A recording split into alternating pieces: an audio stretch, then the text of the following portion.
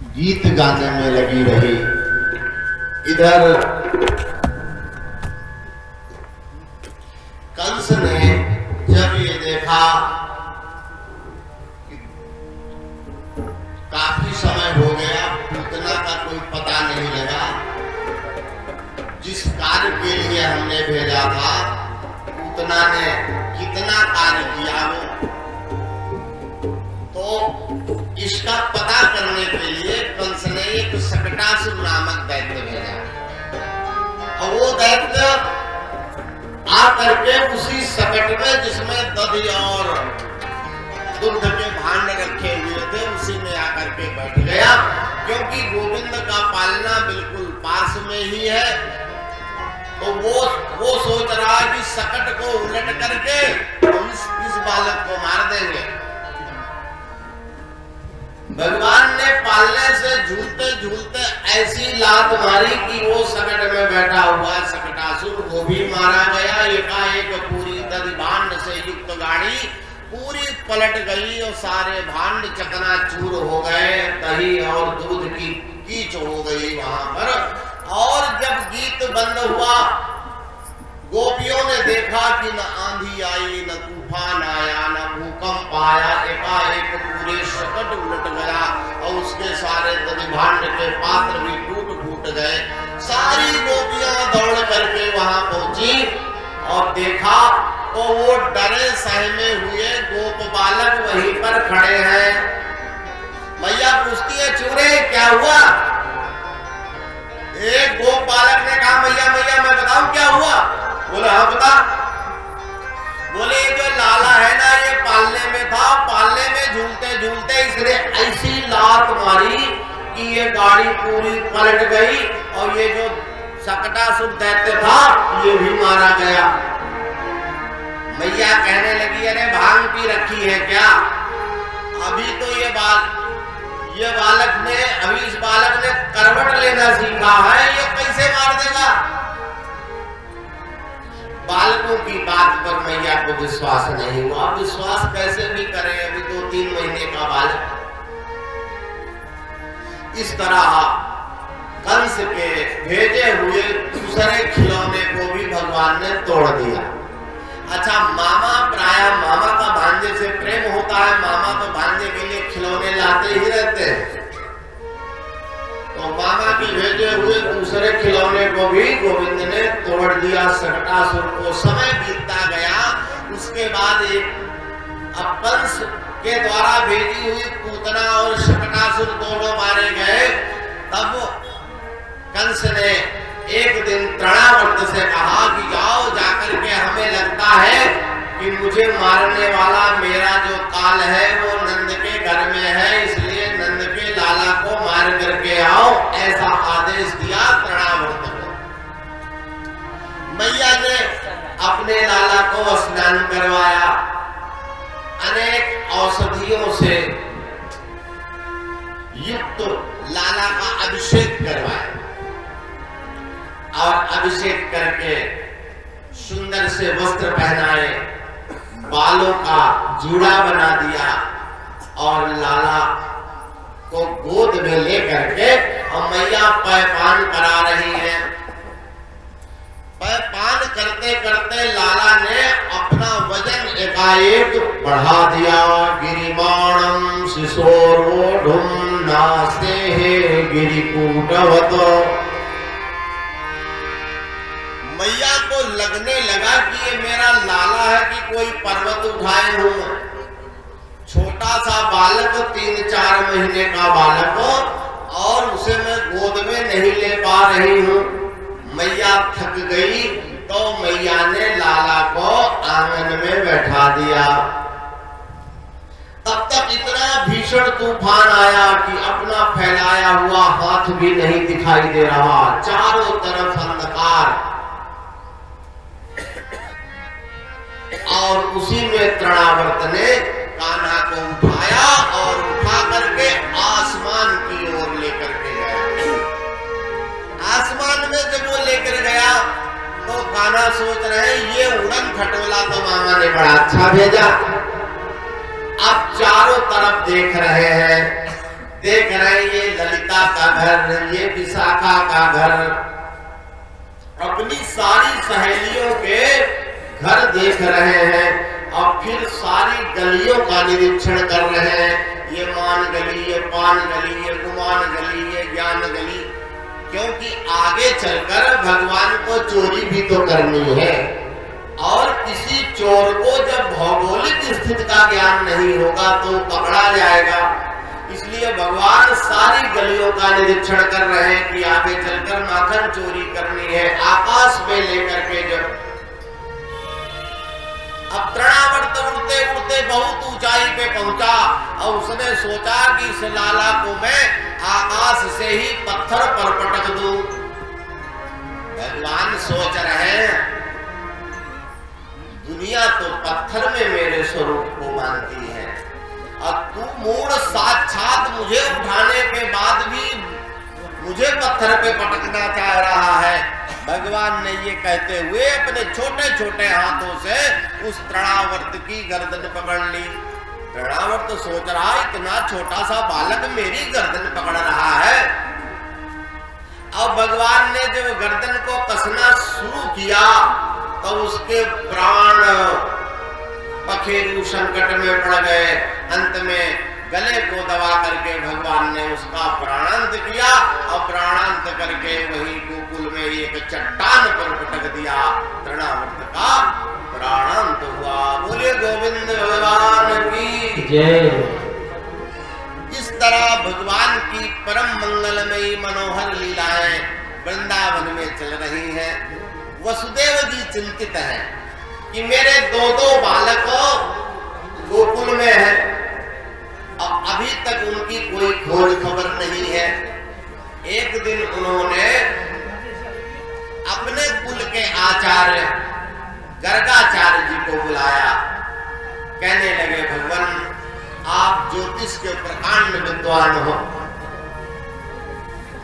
आपसे एक निवेदन है कि आप जाकर के मेरे बालकों के नामकरण संस्कार कर दो, क्योंकि अब दोनों बालक बड़े हो गए हैं, अभी तक नामकरण संस्कार नहीं हुआ उनका। वसुदेव जी की ये बात सुन करके गर्गाचार्य ने कहा यदूनाम हमाचार्या ख्यातस्य भूय सर्वदा सुतम मया संस्कृतम ते मन्यते देवकी सुतम। अरे मैं यदुवंशियों के कुल का आचार्य हूं।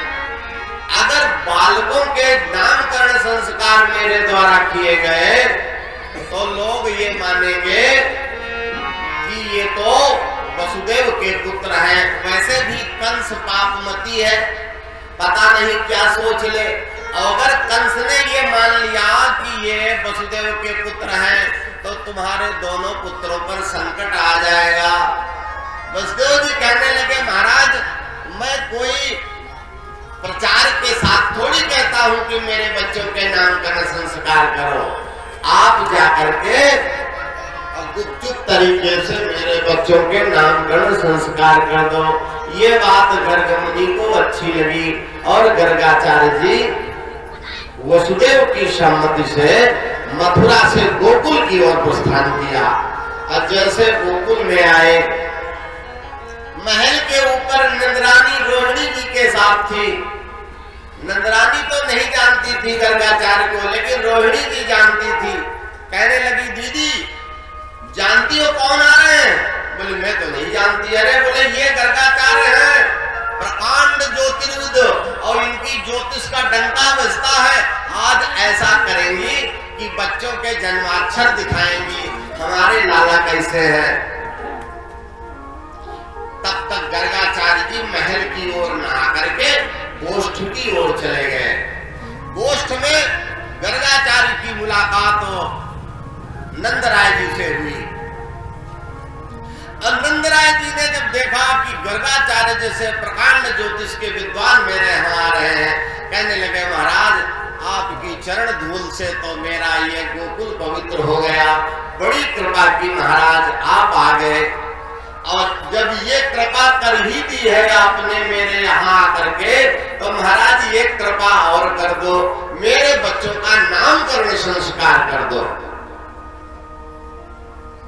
गर्गाचार्य ने फिर कहा, महाराज मैं नामकरण संस्कार तो करूं, लेकिन अगर ये बात प्रचारित हो गई तो हम भी संकट में आएंगे, आप भी संकट में आओगे। नंदराय जी ने कहा, महाराज गुपचुप तरीके से कर दो, उसमें कोई हम प्रचार न करेंगे। तो बोले फिर शुभ काम में देर न करो, जल्दी से व्यवस्था करवाइए और हम बच्चों का नामकरण संस्कार करें। नंदराय जी तुरंत यशोदा जी के पास आए, कहने लगे, नंदरानी आज बच्चों का नामकरण संस्कार होगा। ये सुनना था कि यशोदा जी कहने लगी, महाराज कैसी बातें कर रहे हो, इतनी जल्दी कैसे नामकरण संस्कार होगा? अरे हमारे कई बालक थोड़ी है, और ये कई लाला है, वो भी इतने दिन बाद हुआ, और उसका नामकरण संस्कार करेंगी और सारे ब्रजमंडल का चूल्हा होता रहेगा। नंदराज जी ने कहा, निमंत्रण किसी का नहीं करना है, चुपचाप घर में नामकरण संस्कार होगा। तब नंदराज जी ने सारी बातें बताई कि इस कारण से हम प्रचार नहीं कर रहे हैं। ये सुन करके नंदरानी भी सहमत हो गई। गर्गाचार्य जी आए, ये ब्राह्मण थे, सोपाकी थे, दूसरे के हाथ का कुछ बना खाते नहीं थे। तो बोले, महाराज कुछ तो स्वल्पाहार हो जाए और उसके बाद फिर आप नामकरण संस्कार करो। तो बढ़िया दुग्ध से सिक्त गर्गाचार्य जी ने मेवा की सुंदर खीर बनाई अपने हाथ से, और बना करके तुलसी दल डाल करके और ठाकुर जी को अर्पित किया। तुदीयं वस्तु गोविंद तुभ्यमेव समर्पये, ग्रहण सम्मुखो भूत्वा प्रसीद परमेश्वर। ठाकुर जी को अर्पित किया, नेत्र बंद करके मन में ठाकुर जी का जप करने लगे। और जप के उपरांत जब गर्गाचार्य जी ने नेत्र खोले तो क्या देखते हैं, कान्हा अपने हाथ से खीर खा रहे हैं। गर्गाचार्य जी ने जब खीर खाते कन्हैया को देखा, कहने लगे, अरे नंदरानी तेरा लाला तो बड़ा ढीठ है और उसने मेरी खीर जूठी कर दी। अब मैया ने देखा तो कान्हा को डांटने लगी, अरे कान्हा तू यहाँ कैसे आ गया? बोली, महाराज क्षमा करो, बच्चा है और आप दूसरी खीर बना लो। खैर गर्गाचार्य जी ने दोबारा खीर बनाई और बना करके उसे ठंडी किया और उसके बाद फिर वही ठाकुर जी को अर्पित किया। नाभ्यासे गंधरिक्षगुं से शृणौ हो संवदत वदाम भोजशास्त्रों तथा लोकान अगल्पयन्। ठाकुर जी को अर्पित करने के बाद फिर नेत्र बंद किए तो देखा पुनः कान्हा खीर खाने लगे हैं। अब तो गर्गाचार्य जी क्रोधित हो गए, बोले, अरे नंदरानी तेरा लाला बड़ा ढीठ है। कन्हैया ने कहा, जब मुझे खिलाना नहीं है तो मुझे बुलाते क्यों? अरे तो बोले, मैं तुझे थोड़ी बुलाता हूँ, मैं तो अपने ठाकुर जी को बुलाता हूँ। भगवान ने कहा, मैं ही हूँ। अब अंदर के नेत्र गर्गाचार्य जी के खुलने लगे। उन्होंने सोचा शायद ये वही तो नहीं है जिनका हम जप करते हैं। मन में भावना की, अगर तुम वही हो तो मेरी गोद में आके मुझे खिलाने लगो। भगवान आकर के गर्गाचार्य की गोद में बैठे, अपने मुंह में जो खीर खाई थी वो निकाल करके गर्गाचार्य जी के मुंह में देने लगे। तब तक नंदरानी आ गई, पूरी धन्य हो महाराज, अभी तो कह रहे थे लाला ने खीर जूठी कर दी और आप लाला की जूठी खीर खा रहे हो। ये सुनना था कि गर्गाचार्य ने कहा, अरे नंदरानी तुम धन्य हो, आज गोकुल धन्य हो गया और तुम्हारे यहाँ तो नारायण साक्षात आए हैं। भगवान ने सोचा कि मेरे स्वरूप का बोध ना करा दे, तो भगवान ने माया का पर्दा पुनः गर्गाचार्य जी के ऊपर, मैया के ऊपर डाल दिया और उसी तरह दुलार करने लगी मैया। अब बोली, महाराज विलंब ना करो, जितना शीघ्र हो लाला के नामकरण संस्कार करो। लाला को तो गोदी में रोहिणी जी ने ले लिया और भगवान को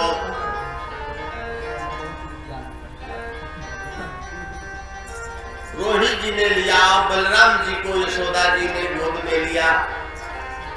लेकिन यशोदा जी की गोद में देखने के बाद भी गर्गाचार्य जी पहचान गए। कहते अयम ही रोहिणी पुत्रो रमयन सुहदो गुणै।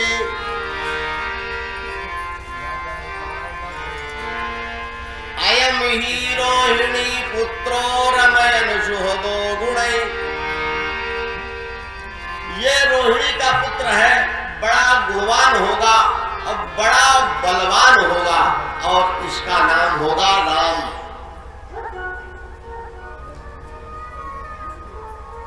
और बल अधिक होने के कारण इसे बलराम भी कहेंगे। तब तक भगवान पे दृष्टि पड़ी। अब भगवान पे जैसे दृष्टि पड़ी तो गर्गाचार्य जी पलक झपकाना भूल गए। थोड़ी देर तक अपलक देख रहे हैं और रोहिणी जी अब मैया यशोदा सोचती कि महाराज जी कुछ बताने वाले हैं। तब तक देखा न महाराज जी हिल रहे, न डुल रहे, न पलके नीचे ऊपर हो रही है। तो आपस में बात करती कि महाराज जी को हो क्या गया। उन्हें शंका हुई कि कहीं महाराज जी चले तो नहीं गए। तब तक आंखों के सामने ऐसे हाथ किया कि अगर कुछ होगा तो पलके, फिर भी पलके नहीं गिर रही। खैर थोड़ी देर में गर्गाचार्य जी को चेतना वापस आई तो बोले हाँ नाम खोज लिया। बोले महाराज हमारे तो प्राण ही सूख गए थे कि महाराज जी को क्या हो गया, न पलके गिर रही हैं न उठ रही हैं। बोले नाम खोज लिया। बोले नाम क्या होगा? बोले नाम इसका होगा कृष्ण। सबके मन को अपनी ओर आकर्षित करेगा, इसलिए इसका नाम होगा कृष्ण। और जितने विष्णु सहस्त्र नाम है, गोपाल सहस्त्र नाम है, सब इसी के नाम है। इसके हजारों नाम होंगे। बोले भैया महाराज जी जीवन में करेगा क्या? कहने लगे इसके हजारों विवाह होंगे। बोले महाराज ये कई बहू बहुत है। बोले नहीं, ये तो विधि का विधान है कि इसकी बहुत सारी बहुएं होंगी। बोले महाराज बहुएं तो बहुत होंगी, लेकिन ये करेगा क्या? गर्गाचार्य मुस्कुराए, कहने लगे चोरी करेगा। अरे बोले महाराज ये ना कहो, आप ब्राह्मण हो, ज्योतिषी हो। बोले मैं झूठ नहीं कहता, मैं सच कहता हूँ। आगे चलकर चोरी का चोरों का सरदार बनेगा। कहते ब्रज बसंतम नवनीत चोरम गोपांगनानाम कुतूल चोरम अखिल जन्मार्जित पाप चोरम चौराग्रगण्यम पुरुषम नमामि। अरे ब्रज में रहेगा तो माखन चुराएगा और गोपियों के वस्त्र चुराएगा, और जो इसकी शरण में आ जाएगा उसे जन्म जन्मांतर के उसके सारे पाप चुरा करके उसे निष्पाप कर देगा। ऐसा है तुम्हारा लाला। मैया से काफी देर तक बात करते रहे और सतसह आशीर्वाद देने के बाद गर्गाचार्य जी मथुरा की ओर उन्होंने प्रस्थान किया। 2 बार हरि नाम संकीर्तन।